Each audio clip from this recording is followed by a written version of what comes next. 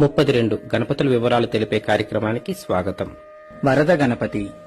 ఈ గణపతి 4 చేతులతో ఉంటూ కుడివైపు మధువుతో నిండిన కపాలాన్ని అంకుశాన్ని ధరించి ఎడమవైపు పాశము, మరొక చేతితో ఆయన భార్య అయినటువంటి పుష్టీదేవిని కౌగిలించుకొని ఆమె యొక్క తొడల మధ్య ఆ చేతిని పెట్టుకుని ఉండగా ఆయన భార్య ఒక చేతితో ఆయనను ఆలింగనం చేసుకుని కలువ పువ్వును ధరించి మరొక చేతిలో విజయ పతాకాన్ని ధరించి ఉండగా ఎడమవైపు తిరిగిన తొండములో రత్నకుంభాన్ని ధరించి 3 కన్నులతో తలపై నెలవంకను ధరించి ఎరుపు రంగులో కూర్చున్న భంగిమలో దర్శనమిస్తారు.